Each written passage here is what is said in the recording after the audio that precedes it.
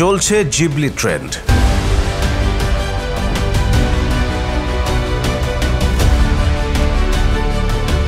Social media খুললে এখন feed জুড়ে শুধু জিবলি ট্রেন্ড। ফেসবুক খুললেই চোখে পড়বে আপনার বন্ধুর কার্টুন অবতার। ফুটবল খেলোয়াড় লিওনেল মেসি থেকে শুরু করে মার্কিন প্রেসিডেন্ট ডোনাল্ড ট্রাম্প, আপনার পাশের বাড়ির বাসিন্দাও ফেসবুক, ইনস্টাগ্রামে পোস্ট করে ফেলেছেন নিজের কার্টুন ছবি, যার নাম জিবলি আর্ট। দেখে শুনে নতুন ট্রেন্ডে গা ভাসাতে ইচ্ছা হয়নি কি আপনারও? হয়তো খুঁজেও ফেলেছেন গুগলে কিভাবে বানাবেন নিজের জিবলি অবতার। কিন্তু যা নিয়ে এত মাতামাতি, সেই জিবলি আসলে কি বস্তু, কোথা থেকে পেল তার এমন নাম, সেই নামের অর্থই বা কি, কেন এবং কিভাবে জনপ্রিয় হলো জিবলি শিল্প?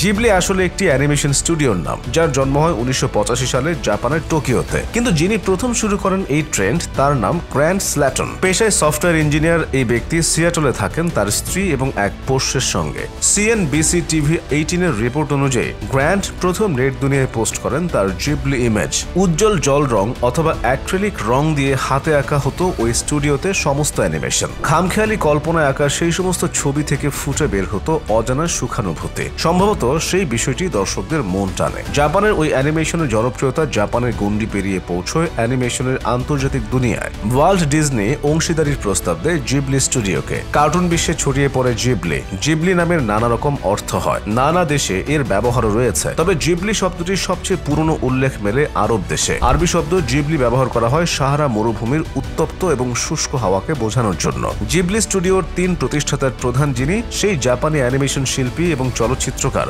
হায়াও মিয়াজাকি অবশ্য ওই নাম বেছে নিয়েছিলেন ইটালির একটি বিমানের নাম থেকে। ক্যাপ্টনিকা .309 নামের ওই বিমান ছিল সাহারা মরুভূমিতে ইটালির নজরদারি চালানোর বিমান। সেই বিমানের নামও ছিল ঘিবলি। বিমান নিয়ে আগ্রহী মিয়াজাকি সেই নাম জেনেছিলেন, নামের মানে জেনে আরো ভালো লেগেছিল তার। নিজের স্টুডিও তৈরি করার সময় তাই বেছে নিয়েছিলেন সেই নামে। জাপানি উচ্চারণে যা হয়েছিল ঘিবলি। মিয়াজাকি চেয়েছিলেন ঘিবলি তার নামের অর্থের মতোই অ্যানিমেশনের দুনিয়ার পালে নতুন হাওয়া নিয়ে আসুক। ঘিবলির জনপ্রিয়তা কতখানি তার একটি হিসেব দেওয়া যাক। গত 38 বছরে হাতে গোনা 22টি ছবি তৈরি করেছে ঘিবলি স্টুডিও। টেলিভিশনের জন্য বানিয়েছে 3টি ছবি, আর সেই সব ছবির প্রত্যেকটি অ্যানিমেশন দুনিয়ায় আদৃত। জাপানের যে প্রথম 10টি ছবি আজও ব্যবসা দেয় এবং সর্বকালের সেরা ব্যবসা করেছে, তার মধ্যে 4টি ঘিবলি স্টুডিওতে তৈরি। ঘিবলির ছবি অস্কার, গোল্ডেন বিয়ার, বাফতা, গোল্ডেন গ্লোব পুরস্কারও জিতেছে একাধিকবার। 2024 সালের সেরা অ্যানিমেশন ছবির শিরোপা উঠেছে ঘিবলি স্টুডিওর তৈরি the boy and the heron ছবির মাথায়। ঘিবলির তৈরি ছবি স্পিরিটেড অ্যাওয়ে হলো প্রথম